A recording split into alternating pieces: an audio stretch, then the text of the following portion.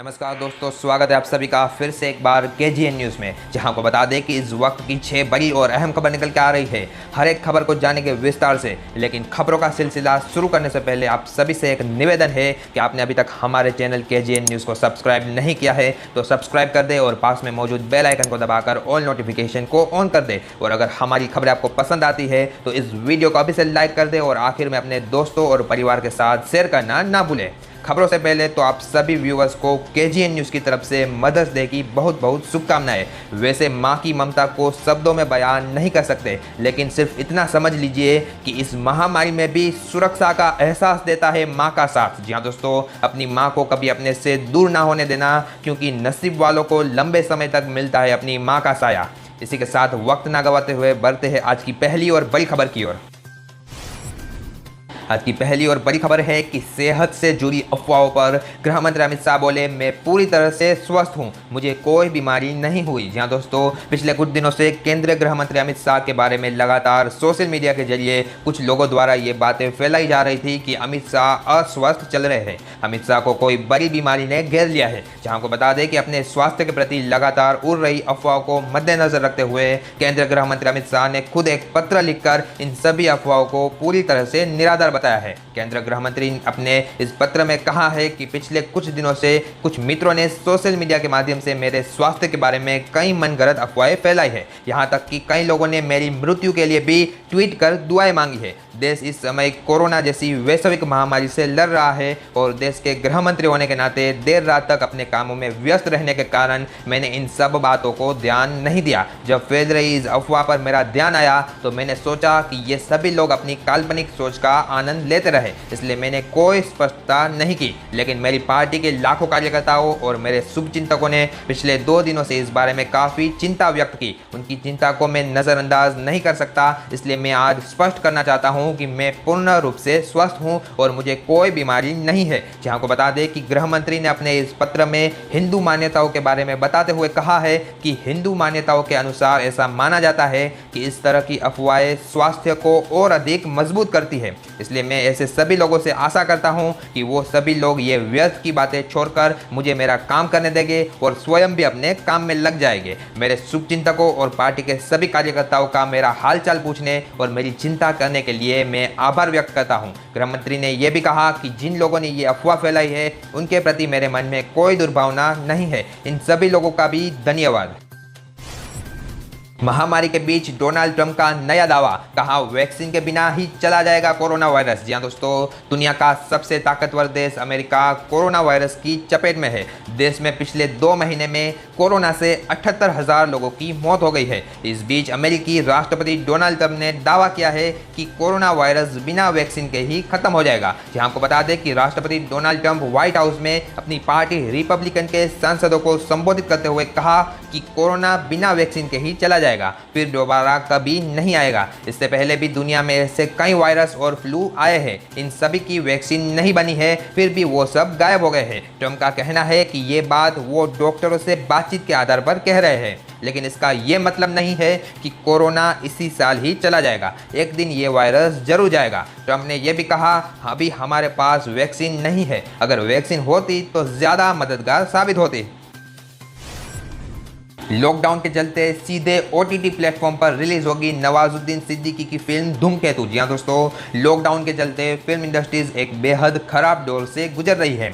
Lockdown के खत्म होने के बाद भी देश भर में थिएटर कब खुलेंगे और खुलेंगे भी तो क्या कोरोना वायरस के खतरे को देखकर लोग वहां फिल्में देखने जाएंगे या नहीं, इन ही सवालों को मद्देनजर रखते हुए बॉलीवुड की बड़ी छोटी तमाम फिल्मों को लेकर OTT प्लेटफॉर्म पर फिल्मों को रिलीज किए जाने की अटकलें अब सामने आ रही है। यहाँ को बता दें कि अब इन्हीं अटकलों के बीच नवाजुद्दीन सिद्दीकी की अपकमिंग फिल्म धूमकेतु अब सिनेमाघरों की जगह सीधे तौर पर OTT प्लेटफॉर्म ZEE5 पर रिलीज की जाएगी। इस फिल्म में अमिताभ बच्चन, रणवीर सिंह, सोनाक्षी सिन्हा, चित्रांग दासी जैसे सितारे और फिल्मकार निखिल आडवाणी भी गेस्ट अपीयरेंस करते हुए नजर आएंगे। जहां दोस्तों, इस कॉमेडी ड्रामा फिल्म में नवाजुद्दीन सिद्दीकी एक ऐसे गैर अनुभवी फिल्म लेखक के तौर पर दिखाई देंगे जो अपने आसपास होने वाली घटनाओं से प्रेरणा लेकर अच्छी कहानियां लिखने की कोशिश करता है और एक दिन बॉलीवुड में अपनी एक अलग पहचान बनाने का ख्वाब देखता है। जहां को बता दें कि नवाजुद्दीन सिद्दीकी की फिल्म धूमकेतु 22 मई को ZEE5 पर ऑनलाइन स्ट्रीम कर दी जाएगी।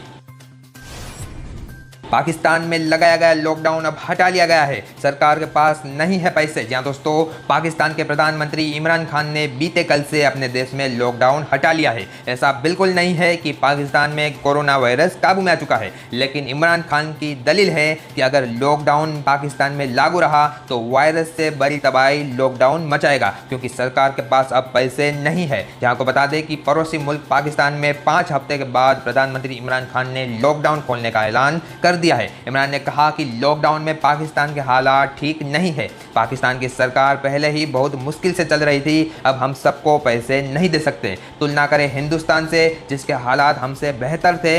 हमने तो बहुत ज़्यादा पैसा दिया हुआ है, लेकिन हम कितनी देर तक और पैसे दे सकते हैं। इमरान खान ने कहा, लिहाजा हमें लॉकडाउन खोलना है, लेकिन अक्लमंदी से। जी हाँ दोस्तों, लॉकडाउन खोलने का ऐलान करते वक्त भी इमरान हिंदुस्तान का जिक्र करना नहीं भूले और उनकी नीयत में सिर्फ एक ही बात दिखाई दी कि पाकिस्तान हिंदुस्तान से ज़्यादा अपनी जनता का ख्याल रखता है।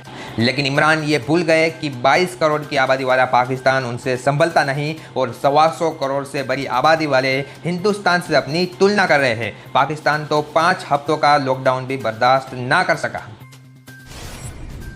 अमित शाह द्वारा ममता बनर्जी को भेजे गए खत के बाद टीएमसी और बीजेपी के बीच गर्म हो गई है सियासत। जी हाँ दोस्तों, कल गृह मंत्री अमित शाह ने पश्चिम बंगाल की मुख्यमंत्री ममता बनर्जी को एक पत्र लिखा था। अमित शाह ने इस पत्र में पूछा था कि प्रवासी मजदूरों पर ममता बनर्जी चुप क्यों है, दूसरे राज्यों में फंसे बंगाल के मजदूरों की ट्रेन से वापसी क्यों नहीं हो रही। ममता सरकार प्रवासी मजदूरों के लिए कुछ कदम उठाए, क्योंकि पश्चिम बंगाल के प्रवासी मजदूर काफ़ी परेशान है। अमित शाह ने पत्र में लिखा है कि अभी तक ट्रेन के जरिए 2 लाख से ज़्यादा प्रवासी श्रमिकों को उनके गृह राज्यों में पहुंचाया जा चुका है। बाकी राज्यों की तरह पश्चिम बंगाल के प्रवासी श्रमिक भी अपने गृह राज्य में जाने के लिए बेहद व्याकुल है और उनके जाने की व्यवस्था भी केंद्र सरकार ने कर दी है। लेकिन मुझे दुख है कि बंगाल सरकार से हमें इस बात पर सहयोग नहीं मिल रहा। जहां को बता दें कि अमित शाह ने ममता बनर्जी पर आरोप लगाते हुए कहा है कि पश्चिम बंगाल के प्रवासी श्रमिकों को दूसरे राज्यों से लेकर बंगाल पहुंचाने वाली श्रमिक रेलगाड़ियों को बंगाल की राज्य सरकार अनुमति नहीं दे रही। दोस्तों, अब अमित शाह के पत्र पर तृणमूल कांग्रेस यानी कि टीएमसी ने जवाबी कार्रवाई करते हुए कड़ी प्रतिक्रिया जाहिर की है। टीएमसी सांसद अभिषेक बनर्जी ने ट्वीट किया है कि इस संकट की घड़ी में अपने कर्तव्यों का निर्वहन करने में विफल रहने वाले केंद्रीय गृह मंत्री झूठ के पुलिंदा के साथ लोगों को गुमराह करने के लिए काफ़ी हफ्तों की चुप्पी के बाद अब बोल रहे हैं। विडंबना यह है कि सबसे पहले तो इन प्रवासी मजदूरों को अपनी सरकार ने ही उनके हाल पर छोड़ दिया था। अब अमित शाह अपने फर्जी आरोपों को साबित करें या फिर माफी मांगे। कौन बनेगा करोड़पति यानी कि केबीसी में कोरोना वायरस पर पूछा गया है पहला सवाल। जी हाँ दोस्तों, भारतीय टेलीविजन का सबसे चर्चित और लोकप्रिय रियलिटी क्विज शो कौन बनेगा करोड़पति का 12वां सीजन कोरोना के बावजूद प्रसारित किया जाएगा। शो के रजिस्ट्रेशन की प्रक्रिया बीते दिन यानी कि शनिवार को शुरू कर दी गई है। जी आपको बता दें कि शनिवार शाम अमिताभ बच्चन ने रजिस्ट्रेशन प्रक्रिया के लिए पहला सवाल पूछा। कोरोना से संबंधित इस सवाल में बिग बी ने पूछा कि साल 2019 में चीन में सबसे पहले कहां पर कोरोना वायरस बीमारी की पहचान की गई थी। अमिताभ बच्चन ने इसके 4 विकल्प भी दिए हैं, ए सेंजो, बी वुहान, सी बीजिंग, डी संघाई। जहां को बता दें कि अमिताभ बच्चन का शो कौन बनेगा करोड़पति का 12वां सीजन जल्द ही शुरू होने वाला है और शो का प्रोमो भी रिलीज किया जा चुका है। दोस्तों, अमिताभ 22 मई तक हर रात एक नया सवाल पूछेंगे और इसका सही जवाब दूसरे दिन रात 10 बजे तक आपको SMS या सोनी लिव एप्लीकेशन के माध्यम से देना होगा। फिलहाल इस वीडियो में इतना ही। हम आपकी सेवा में जल्द ही वापस लौटेंगे कुछ मज़ेदार खबरें लेकर। तब तक के लिए घर पर रहिए, सुरक्षित रहिए और देखते रहिए KGN न्यूज़।